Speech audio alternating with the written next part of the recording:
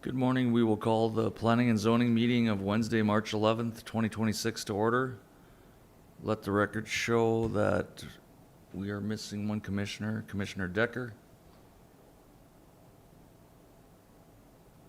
The first item on our agenda this morning is our opening ceremonies, Pledge of Allegiance.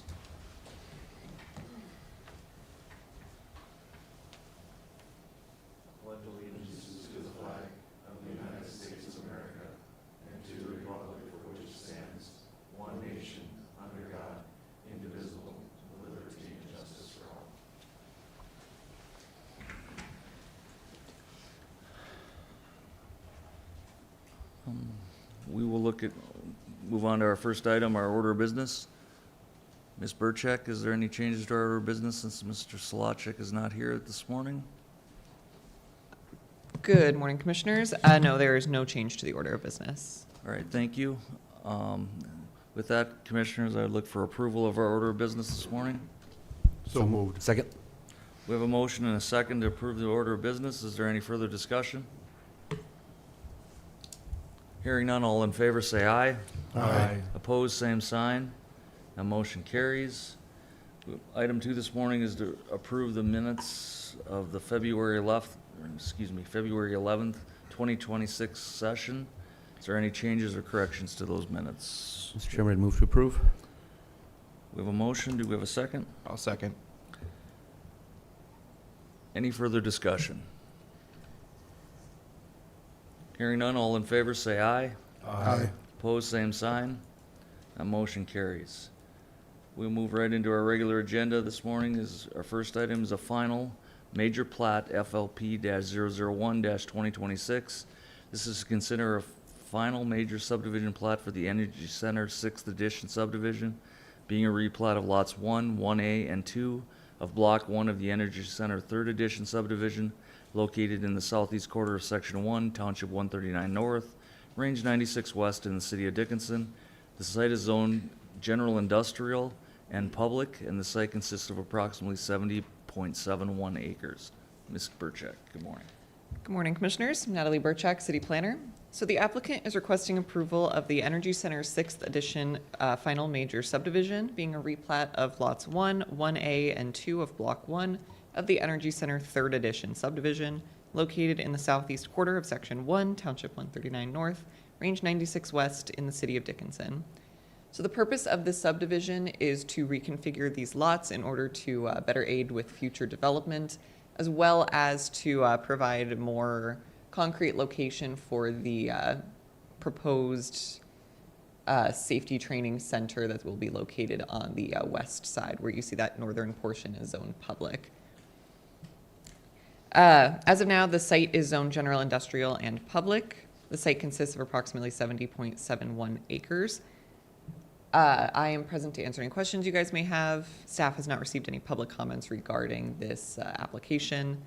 The applicant is also present to answer questions you may have, and staff would recommend approval of this final major subdivision contingent on the approval of REZ-001-2026, which was previously heard at the January Planning and Zoning Commission meeting, as well as approval of the associated development agreement, which is included in your packets. All right, thank you, Ms. Burchak. Any questions for staff regarding this application? Hearing none, would the applicant like to make any comments? No?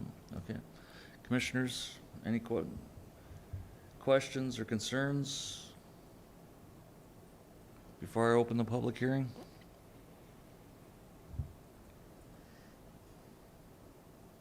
All right, hearing none, we will open the public hearing.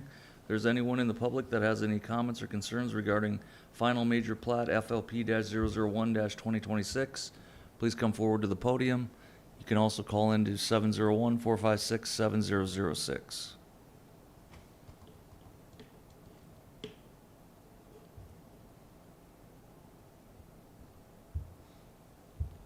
One more time, anybody in the public have any comments or concerns regarding this application?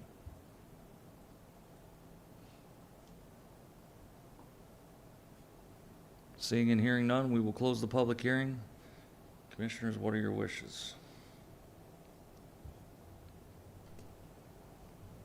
Mr. Chairman, I move the City of Dickinson Planning and Zoning Commission, the Dickinson Planning and Zoning Commission recommend approval of FLP-001-2026, the Energy Center 6th Edition Final Major Subdivision, as being consistent with the City of Dickinson Comprehensive Plan, as being compliant with the City of Dickinson zoning ordinance, and as being in the interest of the public health, safety, and welfare.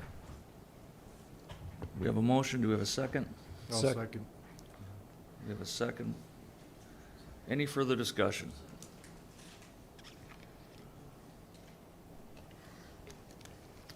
Hearing none, all in favor say aye. Aye. Opposed, same sign.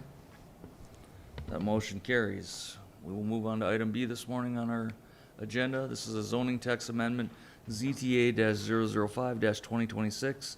This is to consider a zoning text amendment to Table 62-162-2, Table of Permitted Uses by Zoning District in Section 62-162 Development Regulations of the zoning ordinance regarding prohibiting storage containers from being used as an accessory structure in residential zoning districts. Ms. Burchek. Good morning, Commissioners. Natalie Burchak, City Planner. So Community Development staff is requesting approval of a zoning text amendment to the notes for Table 62-162-2, Permitted Uses by Zoning Districts, in Section 62-162 Development Regulations in Chapter 62 Zoning of the Dickinson Municipal Code, in order to prohibit the use of storage containers as accessory structures in residential zoning districts within city limits. This amendment also subjects storage containers located outside of the residential zoning district to the same screening requirements as outdoor storage. So the specific changes being made, we clarify in Note 7 of Table 62-162-2, just changing the language from buildings to structures in order to clarify that. Clarify the maximum of 1,800 square feet for a total number of accessory structures. And then we add this language at the end: intermodal storage containers, as defined in the International Building Code, are not permitted within city limits in the R1, R2, R3 mobile home or downtown commercial zoning districts for a period of greater than 30 days. In all other zoning districts, storage containers shall be subject to outdoor storage screening requirements. These outdoor storage screening requirements essentially consist of needing to be screened from any less intensive zoning districts. So if you have community commercial that's adjacent to any other residential zoning districts, then that would have to be screened from the residential zoning district. But if it's community commercial adjacent to community commercial, it would only have to be screened from the right of way. Two community commercial lots adjacent to each other would not need to screen that. As of now, staff has not received any public comments regarding this proposal. I'm present to answer any questions you guys may have, and staff would recommend approval of this text amendment. Okay, thank you, Ms. Burchek. Any questions for staff?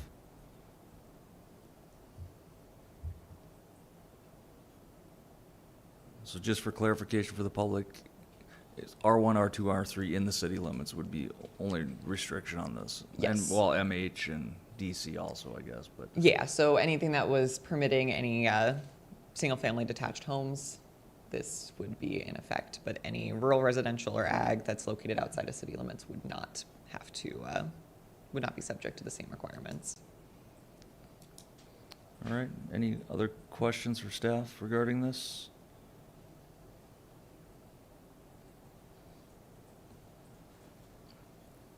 All right. Thank you, Ms. Burchek. At this time, then, if there's no other questions for staff, we can open the public hearing regarding this zoning text amendment. If there's anybody in the public that has any comments or concerns regarding zoning text amendment ZTA-006-2026, you can come forward to the podium or call into 701-456-7006.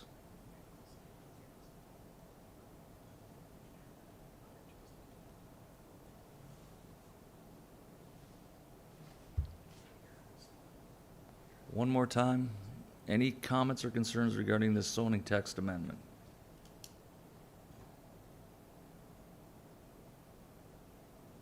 Seeing and hearing none, we will close the public hearing. Commissioners, any other comments? Or if not, I would look for action.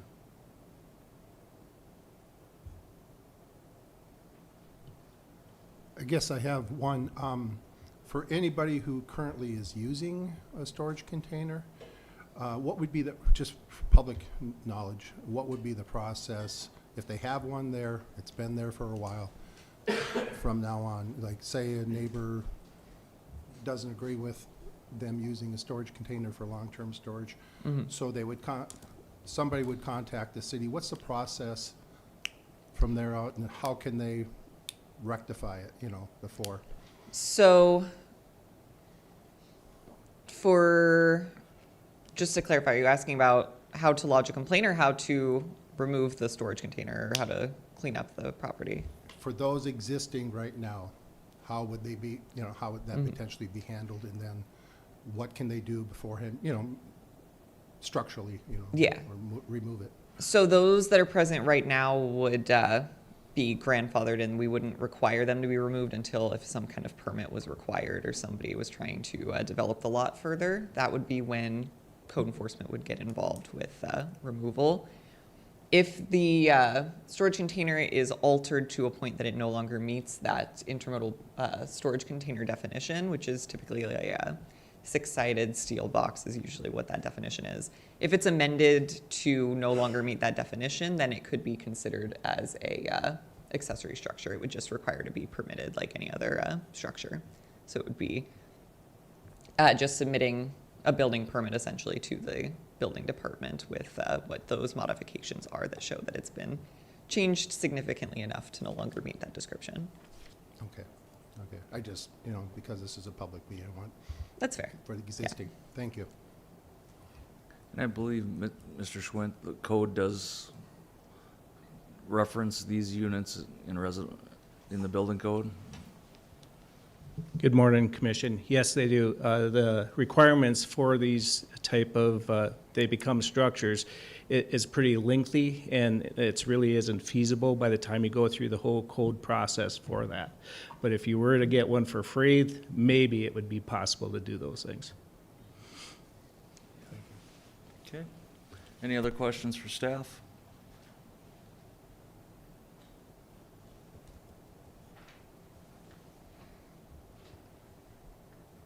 All right, hearing none, I would look for action.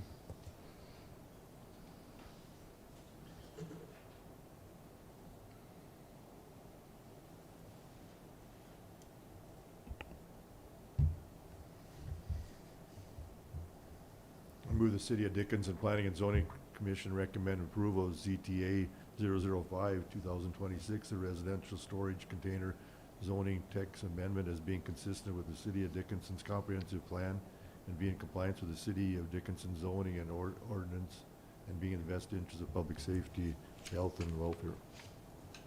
We have a motion. Do we have a second? Second.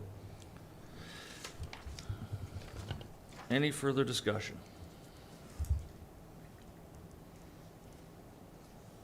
All right, hearing none. All in favor, say aye.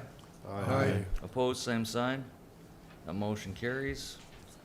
We'll move on to item C this morning. This is another zoning text amendment, ZTA-006-2026. This is to consider a text amendment to section 50-75, commercial use of sidewalks, street and public grounds restricted, and section 50-76, permitted uses of sidewalks, streets, and other public grounds of chapter 50, streets, sidewalks, and other public places of the City of Dickinson Municipal Code regarding definition changes and licensing requirements for mobile vendor vehicles. Ms. Burchak. Thank you, Commissioners. Natalie Burchak, City Planner. So Community Development staff is requesting approval of text amendments to Section 50-75, Commercial Use of Sidewalks, Streets, and Public Grounds Restricted, and to Section 50-76, Permitted Uses of Sidewalks, Streets, and Other Public Grounds, in Chapter 50, Streets, Sidewalks, and Other Public Places of the Dickinson Municipal Code. The purpose of this ordinance is to update the definitions and licensing procedures relating to mobile vendors and mobile food units within the municipal code. So the primary changes that are being made, we're updating the designated area definition to read as the approved area, and we are also clarifying, instead of using mobile vendor vehicles, we're utilizing the language mobile food units to better match with the Southwest District Health definition. So the definition for mobile food unit means a trailer which may be moved by towing with a vehicle or a self-contained mobile food truck, which is designed and used for displaying, cooking, keeping, and storing any food or beverages for sale by the vendor. The mobile food unit must be inspected and approved by the Public Health Department and Environmental Health Division. And then also adding that definition for the mobile vendor corridor, which is public streets where mobile vendors and mobile food units are permitted to operate without special permissions. This is a location in the city limits that they can operate without needing any kind of temporary use permit. So the changes that are being made to section 50-76, no person may set up or operate a mobile food unit without first obtaining a license from the city of Dickinson and must meet the requirements and conditions laid out in this section. The license may only be obtained if the Public Health Department has licensed the mobile food unit. A license shall be acquired even if the mobile food unit is only participating in a special event or festival. Each license required by this section shall expire on January 31st of each year, regardless of the date of issuance. Licenses are non-transferable, and there shall be a license fee as provided in the city fee schedule. This fee is proposed to be $100. At minimum, the information of the license application must contain the annual fire and safety inspection, mobile food unit license from the Public Health Department, a waste management plan, a notification or a certificate of insurance from a company licensed to do business in North Dakota, evidencing that the applicant has general liability insurance policies in effect with limits of at least $250,000 per individual and $1 million per occurrence, and the North Dakota sales and use tax permit. And then each application and license required by this chapter shall clearly state the applicant agrees to indemnify and hold the city harmless from any and all claims, demands, or causes of action which may result from placement of outdoor patio areas, mobile vendors, sale of merchandise, or sign on public property. So this is just general insurance requirements for the operator. Some additional regulations. Mobile food unit may operate in the following zoning districts off of the public street subject to all regulations in this section: limited commercial, community commercial, general commercial, limited industrial, and public. If the property is owned by the park district in the public zoning district, the applicant shall supply the Park and Rec Division with all documentation as required by the section and acquire written approval proving that they have permission to operate the mobile food unit at the property. And then if it's owned by the city of Dickinson, the applicant shall acquire written approval proving that they have permission to operate the mobile food unit on that property. And this does not apply to community events or festivals where the applicant has received a special event permit or any of the approved areas. So for each license issued in compliance with this section, code enforcement will issue 2 license decals. The license decal shall be affixed to the vehicle in a way that they are visible from both the sidewalk and street when parked, and failure to display the decal shall be a violation of this section. A mobile vendor may not grill, barbecue, or smoke food within 50 feet from any entrance of any building without first obtaining written permission of the building owner and tenants served by those entrances. A mobile food unit shall not be parked closer than 50 feet from a restaurant without first obtaining written permission of the building owner. Exhaust from equipment shall be a minimum of 10 feet from structures. The license holder shall be responsible for the maintenance, upkeep, and security of the mobile food unit. Skirting of the mobile food unit is not going to be allowed. The license holder shall comply with all noise regulations as set forth by the City of Dickinson's Municipal Code. They may not set up chairs, tables, or temporary seating, and shall be responsible to remove any garbage, spills, stains, or repair any damage resulting from operations. An additional requirement that got added, I believe, after the slide deck was created is that the downtown commercial zoning district was not included in our food truck corridor map.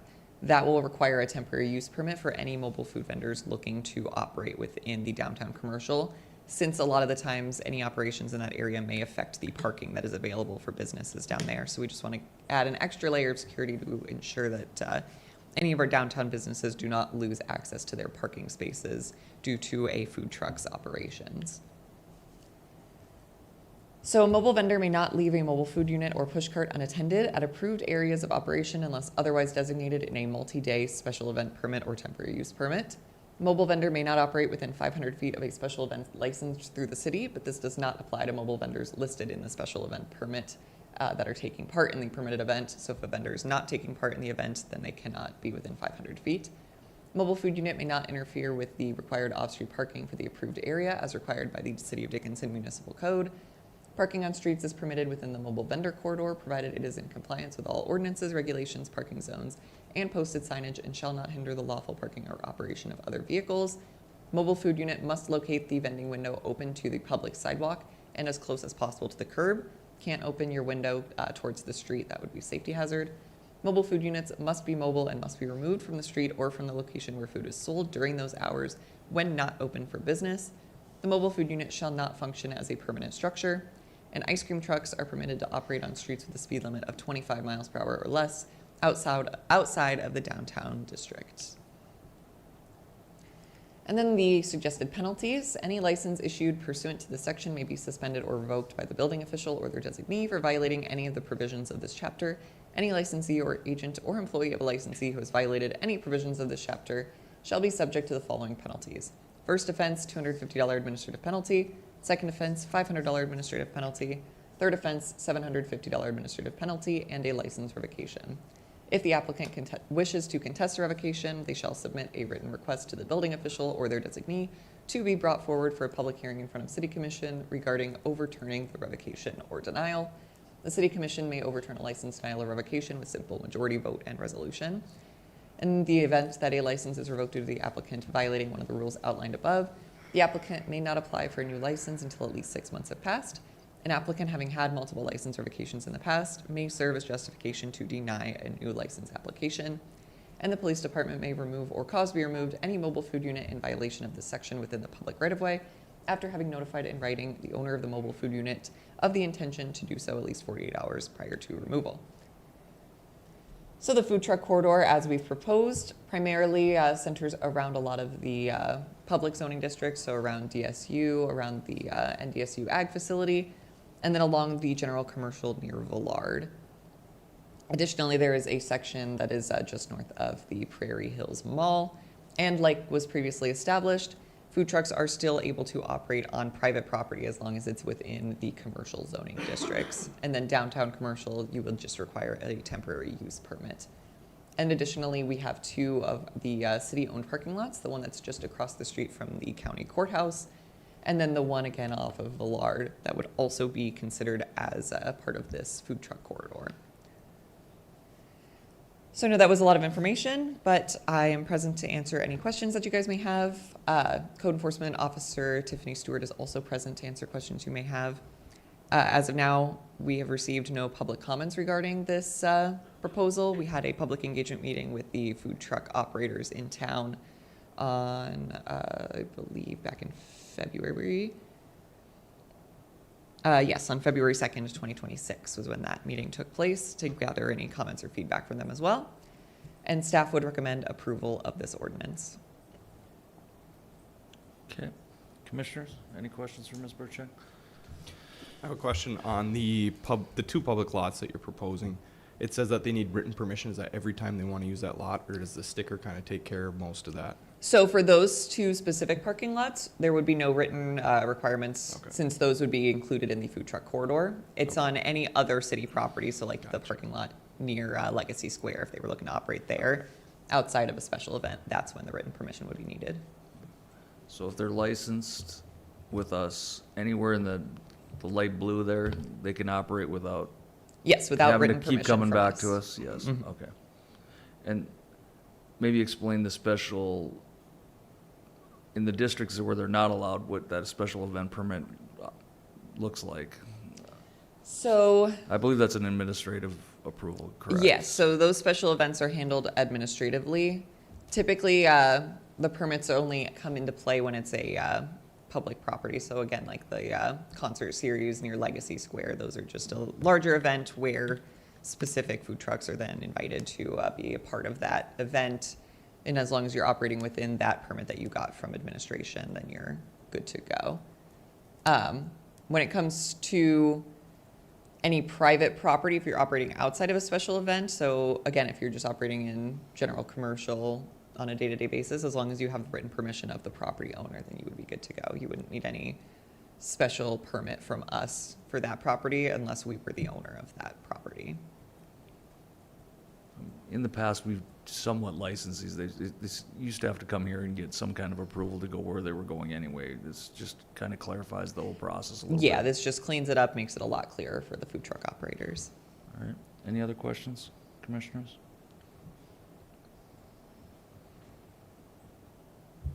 All right, thank you, Ms. Burchak. Thank you. This time, if there's no other questions for staff, we will open the public hearing regarding this zoning text amendment. Is there anyone in the public that has any comments or concerns regarding this amendment, please come forward, state your name, or you can call into 701-456-7006.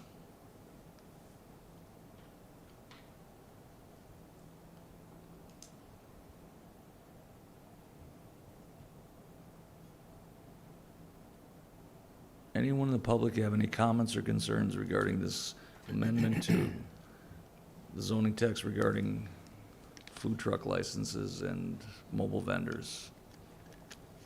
I knew somebody would take the bait. Sorry. Morning. Benjamin Ray, Executive Director, Dixon Parks and Recreation. I just had one question that that came to my mind. So that blue corridor around the community center, so let's say, for example, we have an event that has vendors at the ice center. Somebody could just put a food truck on the street outside of our property, on the public property during that event. Is that how I'm reading this? If it's a special event done by Park District, that would be, I believe, considered the same as a city event, so they would have to be set back at least 500 feet from that event if they're not a part of it. Thank you. Just wanted to clarify that. Thank you, Mr. Ray. Anybody else have any comments or concerns?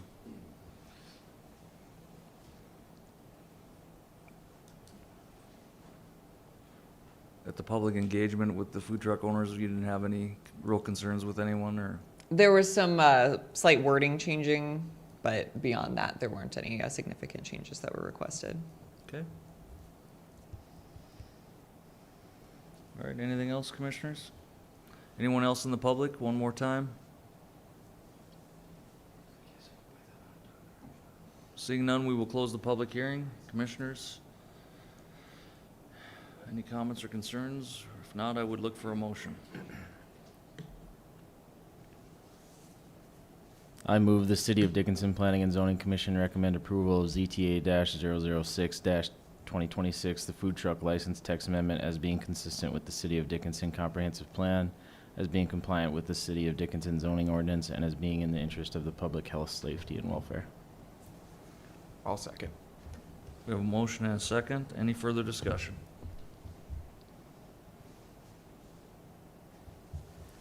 Hearing none, all in favor say aye. Aye. Opposed, same sign. That motion carries. Thank you. All right, thank you, Ms. Burchek. We have nobody that signed up for any public comments that I'm aware of today, so we will move on to the next item. Any items on the not on the agenda the commissioners would like to discuss this morning? Hearing none, we will move on from that one. This morning's work session items we have listed today, the first one is the city limit ROW discrepancies. Ms. Burchek. Good morning, Commissioners. Natalie Burchek, City Planner. So the point of this work session item is to discuss some city limit rights-of-way discrepancies. So these are locations along city limits where there is a discrepancy among ownership of these rights-of-way. So the city was made aware of these discrepancies between the existing city limits and right-of-way borders pretty recently. As you can see on that map that's on the bottom left, anything that's in yellow is considered as an area where there's a discrepancy. So this is where ownership of the entire right-of-way of whatever street is located there is not under the ownership of the city of Dickinson. So there is another third party that owns that area. So the urban area boundary, or the UAB, which is how the state of North Dakota kind of determines where maintenance falls for these streets, extends beyond all of the rights-of-way that are around city limits, which means that maintenance of these areas falls to the city, even if the city does not own that property, as based on the state of North Dakota's considerations. So some of the areas where these discrepancies have been noticed, there are some adjustments that are located along right-of-way that is owned currently by Stark County. So State Avenue South from the Green Acres subdivision to the Spring Creek subdivision is considered a Stark County right-of-way because they are the ones that own it, but the city of Dickinson obviously is the one that's maintaining it. 21st Street West and 35th Street West from 30th Avenue West to the existing West City limits, which you can see on the bottom, is another piece of property that is technically owned by Stark County, but is right-of-way that the city sees as, or is located within or right outside of city limits. And then Livestock Lane from 10th Avenue Southeast to Villard Street East, which is the one located on the right, is another one that is owned by Stark County that the city is responsible for maintaining. So some adjustments that are along North Dakota Department of Transportation right-of-way. So there is the west half of Highway 22 from the north edge of the Badlands Storage Second Edition to the north of 45th Street West, technically owned by the North Dakota DOT. This one is, again, just outside of city limits, even though the city utilizes it as right-of-way pretty often. And then the east half of 10th Avenue East from the north edge of Chenagles First Edition to the south of Unplatted 34. This is technically located where the interstate is, but again, 10th Avenue overlaps that, and so technically the city does not own the west half or the east half of 10th Avenue East. And the more concerning locations are the adjustments that are along private property. So there's many more issues than just what's listed here, but they obviously did not all fit on a slide. But you've got the north half of 40th Street East from the east edge of Final Plat SLH subdivision to the east side of the Lion Second subdivision. This is property that is owned privately, that again the city utilizes as a right-of-way and maintains. 21st Street East from 10th Avenue East to the west edge of Sundance Cove subdivision. So this is kind of that entire east side of 21st Street East. Pretty much the entire right-of-way is located outside of city limits and is not owned by the city despite being utilized as public right-of-way. The east half of 10th Avenue East from the south of Unplatted 34 to 21st Street East, kind of an extension south of that 10th Avenue East concern from earlier. State Avenue South from the north of Custings First to Deer Run Drive. This one we do own, or well, Stark County owns that right-of-way, but there is private property that does not wish to be annexed into the city, but would have to be annexed in order for us to really take control of that area. Otherwise, we just have a kind of island of unannexed property within city limits. And then the east half of 30th Avenue from Villard Street West to the I-94 and Salinger First Edition. There's a right-of-way just kind of outside of there. So majority of the discrepancies are located on private property. So the right-of-way located on private property must be dedicated to the city through the major subdivision process.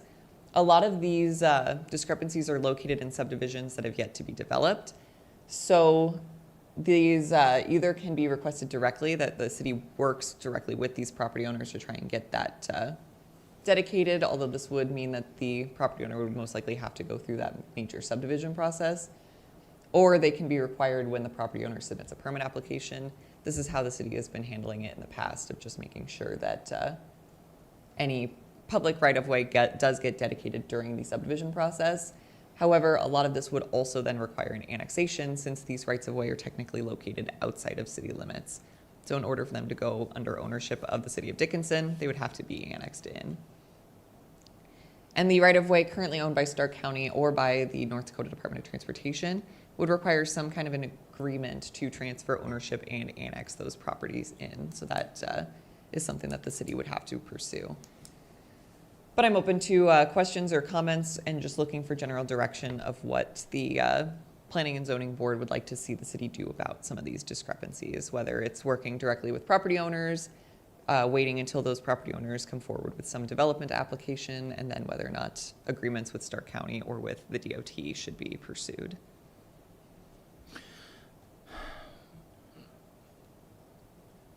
Some of these, there's agreements on. I know 21st Street along Chenagles there out to Sundance Coves, we have an agreement with the county for maintenance.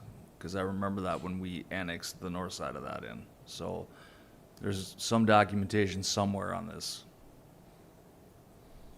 We'll have to look. Obviously that was many, many years ago, but I'm assuming if there was something, the city has record of it. Yeah, because I remember this coming through planning and zoning and the county not wanting to, if we're gonna annex the north side, tying up, that's, obviously there was a whole bunch of other annex stuff that we've got rid of now, but there was an agreement, I remember with Stark County, that we would maintain that section of road. We will never get Chenagles to agree to any annexation or so, but I know there's a maintenance agreement somewhere, because I remember it personally. Same with 30th, I'm pretty sure, which would be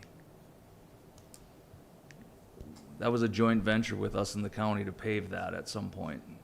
And I believe we have a maintenance agreement with them on that too. Do you know approximately when that would have been? Dean, do you remember? Oh, I don't, not offhand, no. I can check with the road superintendent, I'm sure he has something.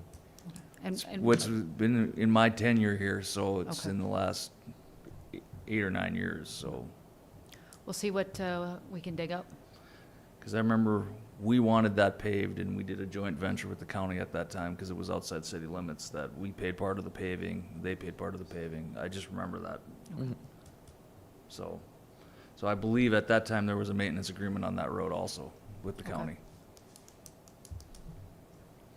The rest of them, I'm not 100% sure. This might go back years, but, I mean, what's our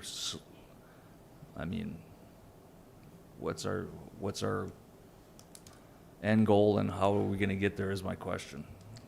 Yeah, I mean, so, working with DOT maybe will work, but these private landowners could be a difficult, especially if they have to, unless we're gonna go in and offer to do the annexation and all the engineering work on our dime, I don't think we're gonna get much participation, so. yeah. So if ownership is transferred into the city, it does give us better control over, again, the maintenance and make sure that we ensure access for that property since it's not private anymore. But it is quite a process, and it's, again, kind of a coin flip on whether or not the property owner will work with the city or if they'll just not want their property to be either annexed or to be dedicated as right-of-way. So it is a bit of a process, and it's just a question of whether or not the board wants the city to pursue anything like that or just wait until requiring it as part of some future development for any of these properties.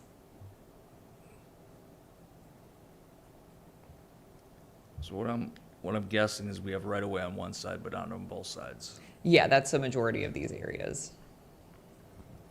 I mean, I think our policy always in the past has been that we'd ask for that right of way if they ever come in to develop the property. I mean, are we at a disadvantage by not having right of way and out of city limits technically? I mean, it must be dedicated if there's a road there to somebody. Presumably, yes. I think that in this point, we should at least attempt to try to clean this up. And so, you know, I don't think there's anything wrong with the idea of reaching out to these landowners to see whether they will want to participate and get this cleaned up.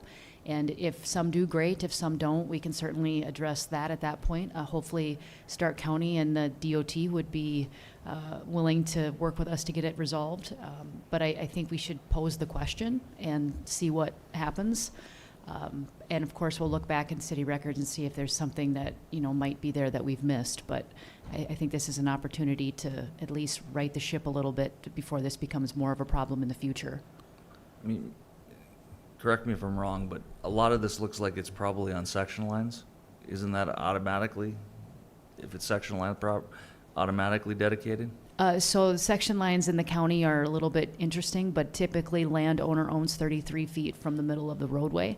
I think it's hard to say, but like I said, at the section line, and then each landowner and adjacent side owns 33 feet to the center line. So we'd have to probably look at that and clean that up as well.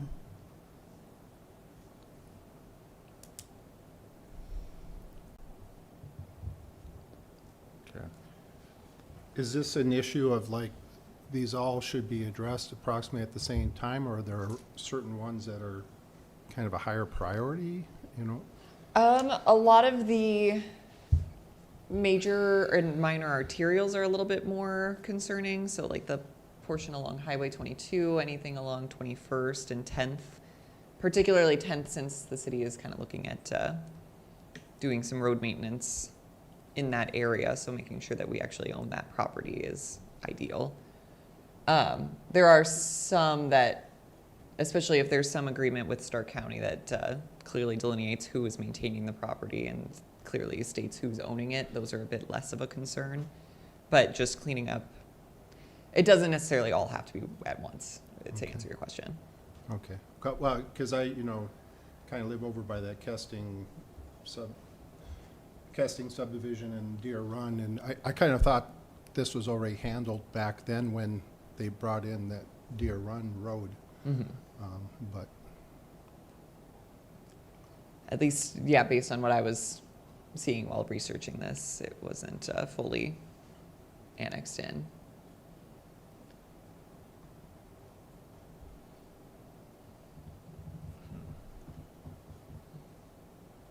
What, I mean, I think we should research this further, but I mean, this is probably gonna take some serious time, so I think a little more discussion, maybe some public engagement with some of these landowners, probably.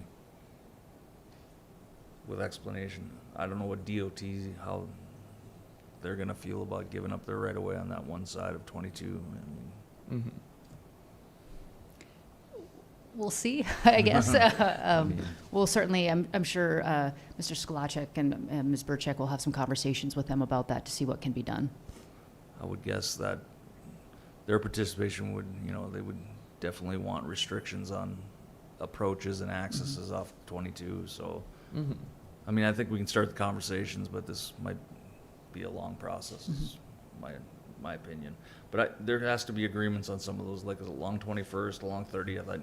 There's agreements with the county, I know that, because I recall them myself, so. Yeah, and we can definitely reach out to the county and verify that either side or both sides have proof of those agreements being made. Sounds good. Anything else for staff on this one? I was just curious, on Livestock Lane, does the city usually maintain that road? Based on where the Department of Transportation outlines our urban area boundary, we should be maintaining that one. I'll have to verify if there's an agreement with the county on there too, but that's at least how it was delineated. Because that almost looks like it, looks like it's almost in BNSF right away to.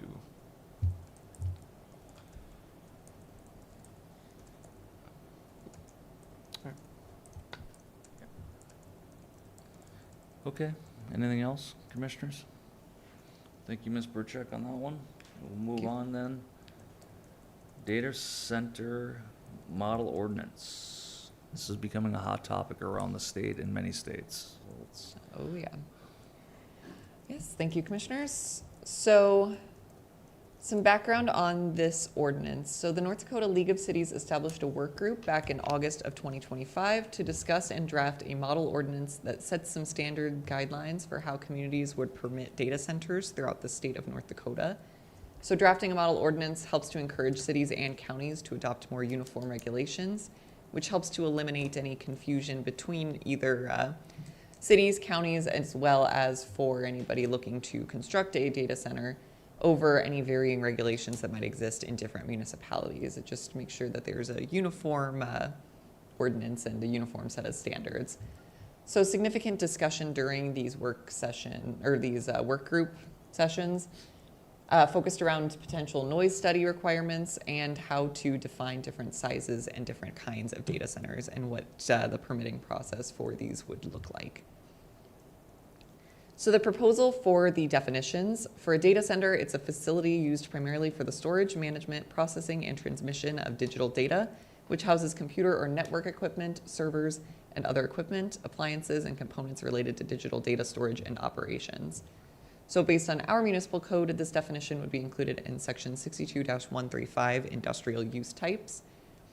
The work group was unable to come to a consensus over a clarification between a major, minor, and micro data center, as all three were seen as having different uses and different requirements associated with it. It gets very confusing very quickly. The current proposed definitions that the work group kind of settled on for now, but these sessions are still going, are major data centers would be a data center that utilizes greater than 1 megawatt of power. A minor data center would be considered a data center that utilizes between 100 kilowatts and 1 megawatt of power, and a micro data center would be a data center utilizing less than 100 kilowatts of power. So for the permitted zoning districts, data centers can have a different level of impact on adjacent properties depending on the size and intensity of the data center. The different sizes of data centers would be permitted in different areas. So for the major data centers, permitted by right in the general industrial or GI zoning district, and allowed as a special use permit use in the agricultural or AG zoning district. The minor data centers would be permitted by right in limited industrial and general industrial zoning districts and allowed in general commercial and ag zoning districts with the special use permit. This is to try and avoid situations where we have a data center that exists right on city limits that may halt any development in that direction. Allowing them with a special use permit means they can be set back further in the ETZ, but not necessarily right up against city limits where they may pose an issue. And then micro data centers would be permitted by right or allowed with a special use permit as an accessory use in all zoning districts. So micro data centers were something like a small box with a couple computers that just mine Bitcoin, or it's like a smaller operation done in a household or in an office that's just an accessory use. So we would have them permitted as an accessory use, but not as the primary use. So you can't have a large concrete box located in a community commercial or a residential area. They would have to be an ancillary use to whatever the primary use is. And then additionally, any proposed major or minor data centers would require a development agreement with the city prior to construction, regardless of the zoning district. So even if it is permitted by right, a development agreement would still need to be entered with the city or between the city and the developer prior to construction. And then if it requires a special use permit, that would just be an additional process on top of that. There was also significant discussion during these work sessions talking about whether or not they are compatible in the commercial zoning districts. There wasn't a full consensus decided on that, at least based on my professional recommendation. I would say that they are not. They would be considered as an industrial use, because even though they may have low impact on the adjacent commercial zoning district uses, they don't really fit the requirements of a commercial zoning district. You don't have a lot of people coming and going. You don't have a lot of storefront sales, anything that can really be seen as commercial. It's a primarily industrial use that's just generating something without having much of a storefront. In addition to standard development permit requirements, the following materials or entirements shall be required to effectuate a data center. So item 1, identification of the owner/operator of the data center. 2, a narrative describing the proposed project, including cooling method, anticipated design life, estimated daily trips during construction and operation, including heavy trucks and passenger vehicles, general construction phasing plan, description of wastewater that the facility will create, and approach to managing discharges. So this would all be stuff that would be included in a development agreement. Prior to approval, the applicant shall submit an acoustic impact report prepared and signed by a licensed professional engineer with demonstrated acoustical engineering expertise. The report shall A, identify all major sound emitting source points, example chillers, generators, cooling units, substations, and list the predicted sound pressure level produced by each major sound emitting source type. B, quantify the cumulative predicted sound pressure levels from the project or the specific project phase under review, accounting for concurrent operation of sources, not including operation of backup sources. C, report the existing measured ambient cumulative sound pressure levels at the lease or owned project land boundaries. And D, model and report the existing and predicted cumulative sound pressure levels for each lot within 1/2 mile of the source points as measured to the nearest point on a lot line. Results shall be expressed in A-weighted decibels as sound pressure levels with notation of any prominent tonality or impulse events, and be supported by a description of operating scenarios. Receptor sites, terrain and ground absorption, shielding, and meteorological assumptions. The report shall also include a map referencing all project structures, a summary table comparing predicted levels to applicable requirements, and recommended mitigation, if any needed to achieve compliance. Penalties to the requirements shall be applied per ANSI S12.9 for identified tonal or impulsive sound sources or events. So very in the weeds about how exactly noise mitigation would be enforced on these properties, because again, just based on the equipment that's used, noise generation is quite a large concern. Additional requirements: 4, a site plan that conforms with any of our municipal code requirements. 5, a map of the project showing all the following uses and receptor sites within 1/2 mile of the exterior boundary of the property where the data center will be located. This includes all existing buildings that are currently occupied, any campgrounds, manufactured homes or RV parks, and parks or recreational areas, just to show what locations would be seeing the biggest impact of the data center. C, the applicant to develop in coordination with local jurisdiction a list of agencies necessary for project compliance with all applicable state and federal laws, statutes, rules, and regulatory standards, and an anticipated schedule for necessary approvals. 7, written verification from an electrical provider that sufficient capacity will be available to meet anticipated needs for electrical power, just to make sure they're not putting too much of a strain on any of our electric providers. 8, written verification from a water utility that sufficient capacity will be available to meet anticipated needs for water. If they're located in city limits, that would just be City of Dickinson's water services. Otherwise, it would most likely be Southwest Water. 9, prior to the issuance of development permits, the applicant shall enter into a development agreement if required by the local permitting jurisdiction. We would require that. And 10, any other relevant studies, reports, certifications, or approvals as may be required by a local permitting jurisdiction to ensure compliance with this section and this ordinance. So this would be what holds them to a special use permit if located in an appropriate district. And more suggested use standards. Noise perceived from receptor sites as measured from any source points shall not exceed the sound pressure levels provided for normal operation. That's just our normal noise ordinance. If necessary, noise mitigation shall be required to achieve compliance. Noise mitigation may include, but is not limited to, the use of low noise fans, earthen beams, sound walls, or enclosures. 2, sound pressure levels stated above may be temporarily exceeded during emergency operations due to power grid interruptions. 3, testing and maintenance operations for emergency generators shall only occur between the hours of 7 a.m. and 9 p.m. Only one generator may be tested at a time at the site. This is just to make sure that we don't have any nightly testing that might disrupt any adjacent properties.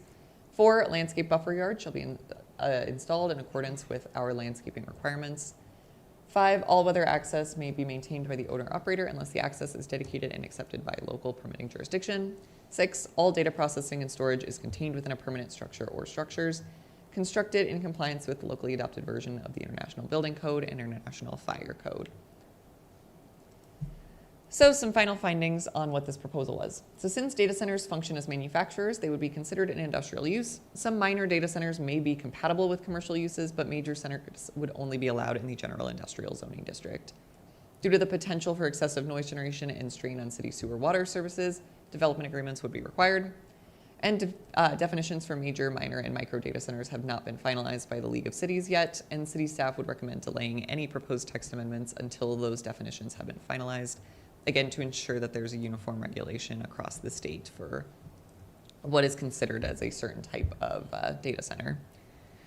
But with that, this ordinance is still obviously under review, and the League of Cities is still looking for any proposed changes. So I would now open it up to the board on if there are any proposed parts of this ordinance that you would want to see changed, if you have any other questions on them.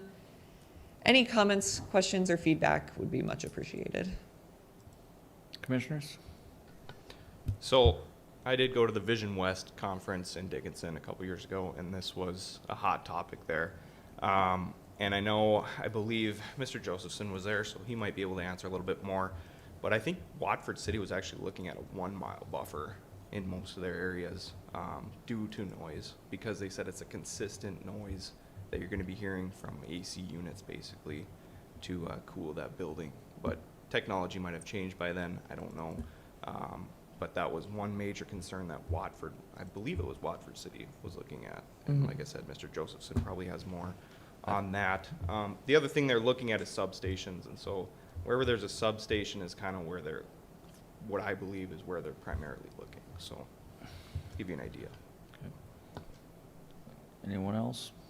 Well, I just have a couple, if, I'm hoping there's some language that's gonna come out of the next legislative session in regards to data center for the state. So, I think there's another county, I don't know if it was Mercer or McKinney, they were looking at, they put a moratorium, kind of suspended for a year so that they can better address it. But, and then also, I think from the federal government, they're talking about, they're responsible for their own power generation or whatever. So that kind of complicates things as well, because if you bring in, is it natural gas, is it solar, is it wind generation? So Yeah. then you have even a bigger footprint or more, I guess, more issues to deal with, But the one thing I think we need to also look at is if there's a plan to build it, and then that's no longer needed because it's pretty quick, technology can be outdated and things can shrink, there needs to be a plan to take it down or to decommission it, and make the land more reusable or trying to look for the right words, but Not if become it can an be built, eyesore. it needs to be taken down eventually. You know, kind of like our oil field. When a well goes non-production, that site is supposed to be reclaimed. And so there should be a beginning and there should be an end. Yeah.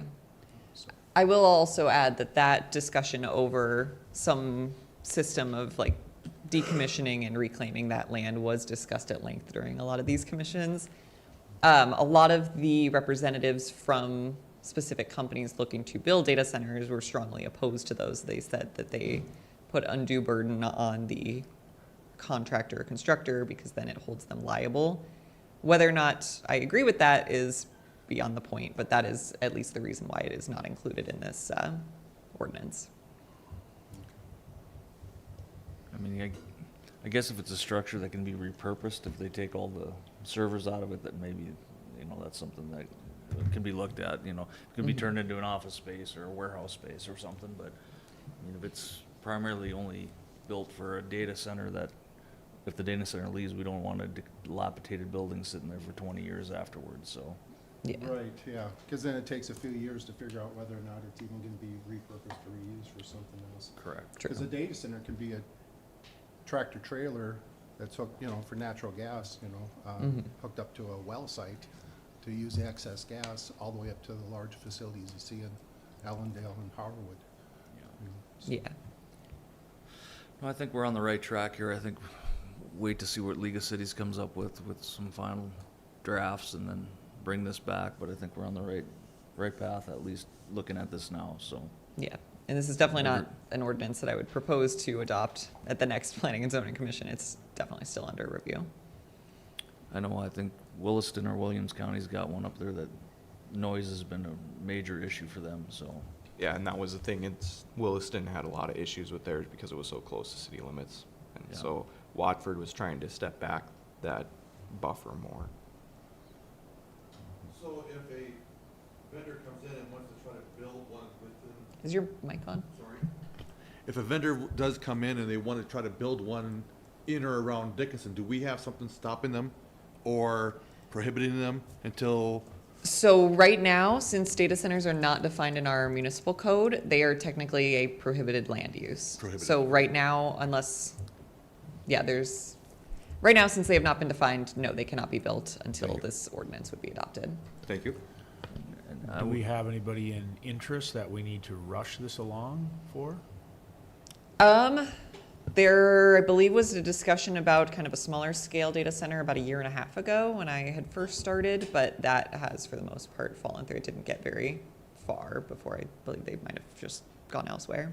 But as of right now, there isn't any interested party looking to develop anything right now.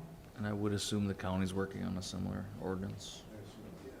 Yeah, so, yeah, Stark County Planner Josephson. Steve Josephson, I'm speaking as the county planner. And yes, the North Dakota Association of Counties was also involved with this workforce. And I'm trying to think, we had, the city of Bismarck was involved, I think Watford City was involved, Morton County, so it was pretty broad. Plus this, I've noticed this draft ordinance has been circulated, is being circulated around the state.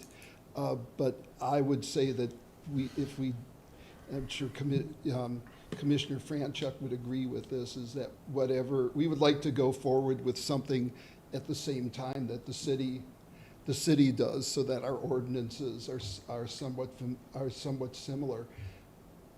I have not heard of anybody wanting to build a data center in unincorporated Stark County. And again, it's not a use that's in our zoning ordinance, so we would not recognize that as an allowable use at this time. Okay. But we will, it's my preference that we work with the city so that our ordinances are somewhat similar. Agreed. All right, thank you, Mr. Joseph. Mr. Josephson, would this be a similar thing to look at in regards to the battery storage facility, Certainly, although I don't know how many of the locations you're going to find that in the city, because they're rather massive. They're rather massive things, but yes, I think it should be similar. Okay. Well, it'd probably be more of a county issue, but yeah. Well, there are areas in the extraterritorial zone that might be large enough to, you know, to accommodate a facility like that. Thank you. Thank you, Mr. Josephson. All right, anyone have anything else on this? All right, thank you, Ms. Burchek. Thank you. That brings us to the end of our agenda. And Commissioners have anything else? If not, I would entertain a motion to adjourn. So moved. Second. We are adjourned. Thank you, everyone.